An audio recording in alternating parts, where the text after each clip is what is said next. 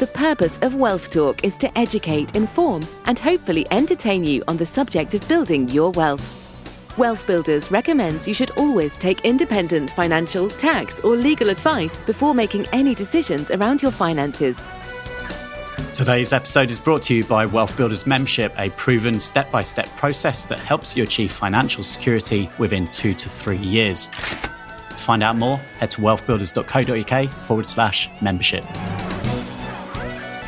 Hello and welcome to this week's episode of Wealth Talk. My name's Christian Rodwell, the Membership Director for Wealth Builders, and we are just 1 week away from our London networking event, which is titled Investment Insights, and we'll be featuring the following guest speakers. Firstly, Mr. Jeff Hancock, co-founder and CEO of CoinPass.com, who were voted Best Crypto Exchange 2020. And we have Tracy Hilliard, who's Wealth Builders member and investor, sharing her insights, along with today's guest, Wealth Builders coach and founder of Invest Like a Pro, Mr. Manish Kataria. So if you'd like to join Kevin, myself, and the rest of the Wealth Builders team, plus over 70 of our Wealth Builder members, then be quick because tickets are selling really fast. The event takes place on Tuesday, April the 30th at Piccolino's in London, and the event starts at 6 p.m. So you can find all the details and book your ticket by heading to wealthbuilders.co.uk/events.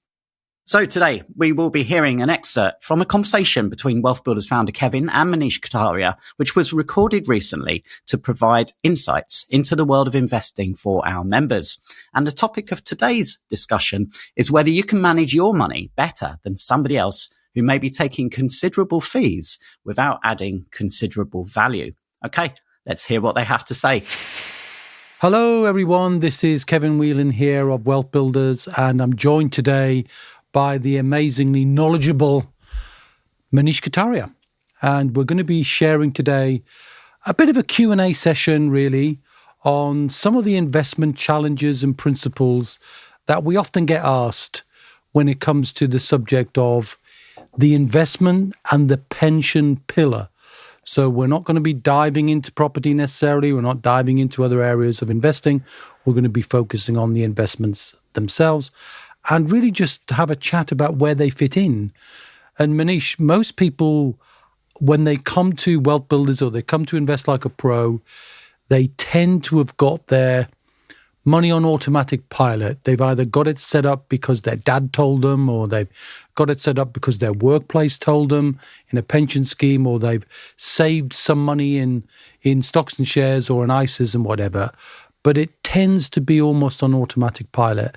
And I just want to talk to you a little bit more about how people can learn about what they can do, learn about things they could get involved and be more empowered, and learn about ways that they could increase their returns, reduce their risk, and even pass on some wisdom to the next generation. Mm-hmm. Sound like a good subject? Sounds like the perfect subject. All right.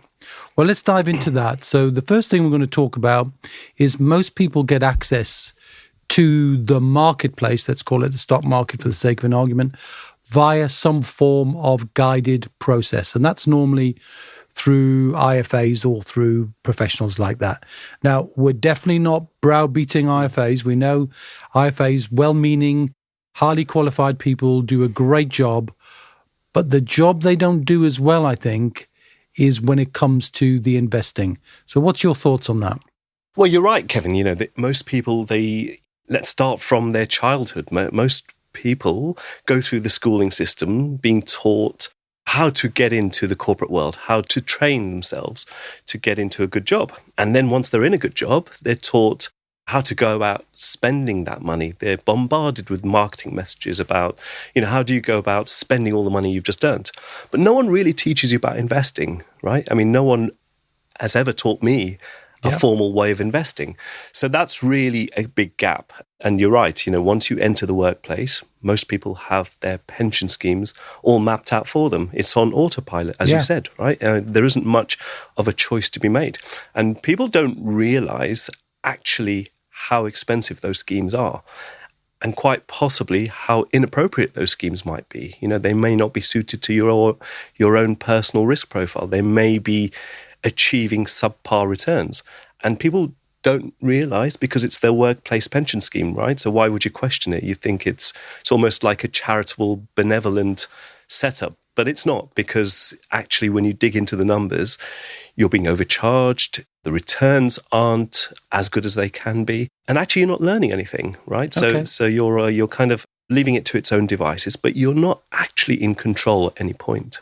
Well, I suppose when it comes to wealth generally, one of the core concepts is to understand what you're doing in order to work out where you can add value, to work out what you expect the returns to be in the context of eventually, if it's a longer term when people are working, planning some form of retirement, or if it's in the shorter term, not putting aside money for emergencies and other things, but just investing for the medium term. They're not really not planning what the expectation is. They get what they get rather than plan based on the expectation. So I think we've done a good job of the context. And historically, I think I agree that the benevolent factor, which was mostly applied in the final salary pensions when companies just provided the benefit and the risk was taken away from the individual. Now, absolutely, we've got to look risk fairly and squarely in the eye and say, well, how do we manage risk in a world where we don't actually know what's going on? So why don't we take a look at and have a discussion about what the process is that a typical IFA would go through. So as we said earlier on, Manish, most people get exposure and their money gets allocated in conjunction with some form of advisory process, whether it's facilitated by the employer, whether they pay for that. But I'd like to talk about the kind of principles of where all IFAs are taught, because they are taught this. And they are taught really to follow a process that is more compliance than it is about getting a result. Because more often than not, the regulation of IFAs, and I have to speak from a point of view of the guy who wears the hat. You know, I'm a qualified IFA and I do give advice occasionally. I'm not on this particular video, but you can talk about principles.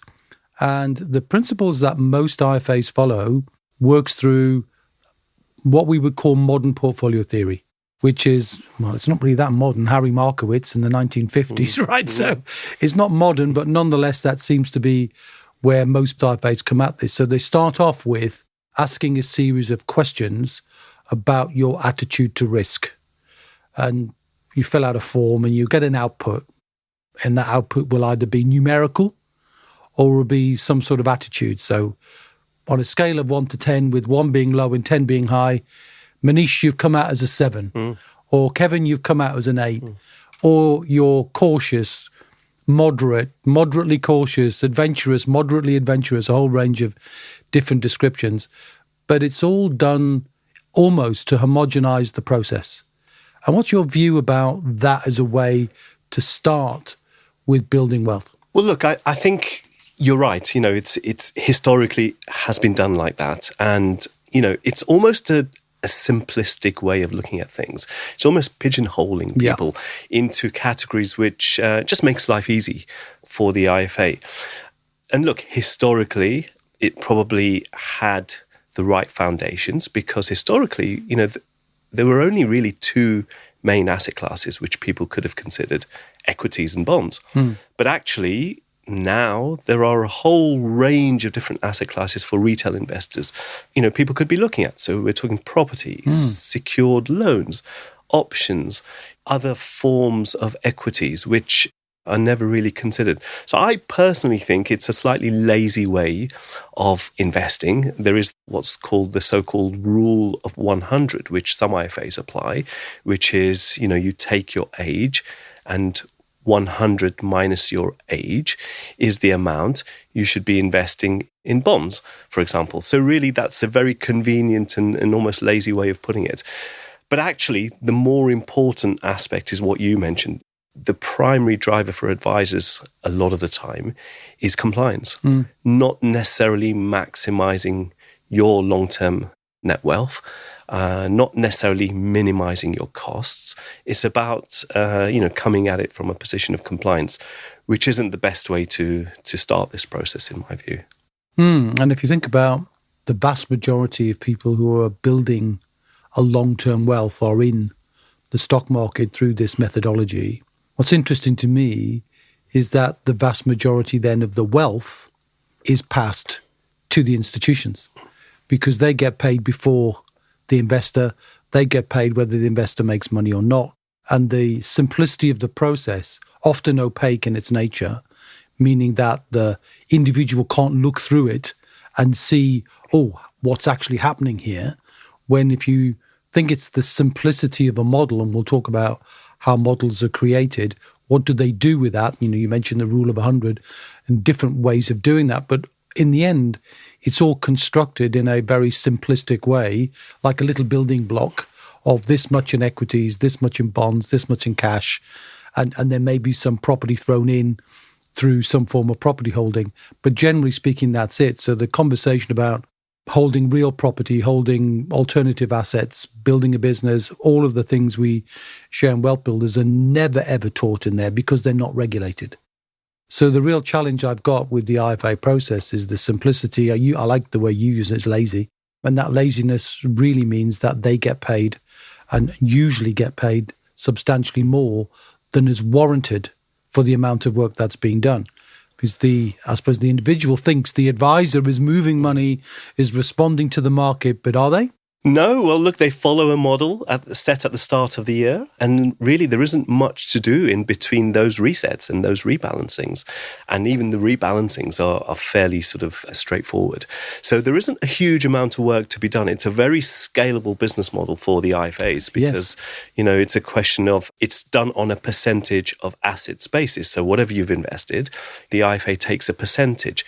And as you mentioned, whether the markets are up or down, the IFA gets paid anyway. So it's a great business model for the IFAs. For the investors, they perhaps don't realize the extent to which their wealth is being leaked out in fees. And it's huge. It's devastating. And if you sit down to do the numbers, and there are lots of online calculators around, most people are surprised and shocked by the amount of your wealth that is leaked out in fees. And it's so easy to do something about this. It's so easy to, A, recognize the amount of fees you're paying, and B, to actually take steps to try and minimize those fees.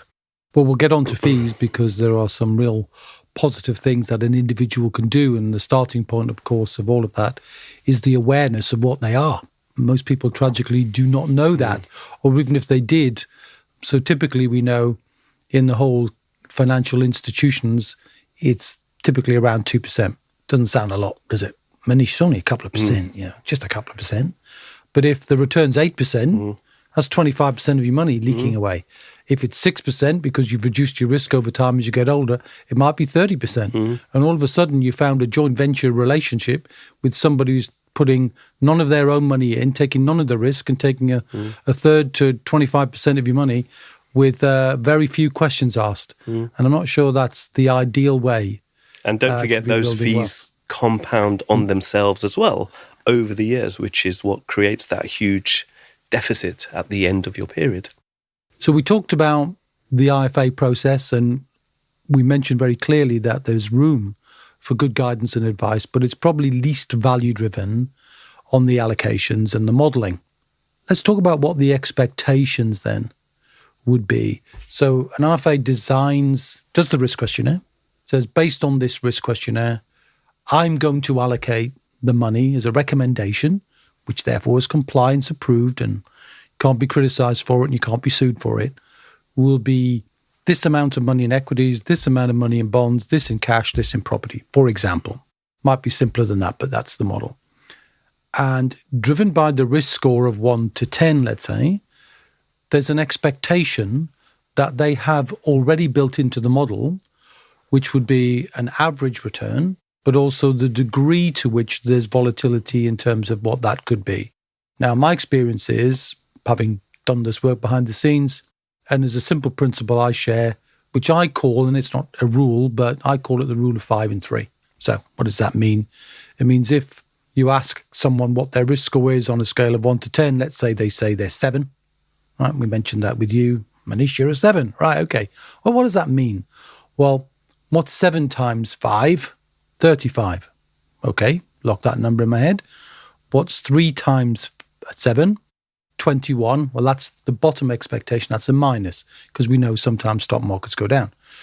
So when you put that into the modeling, it says 95 years and 100, because there are always outliers and black swan events. We expect your money will be somewhere on a risk level 7 between plus 35 and minus 21, with an expectation of a long-term return of 7% gross, of which the charges have to come off that. And when you think about the simplicity of that, when you realize that, you go, well, hang on a minute.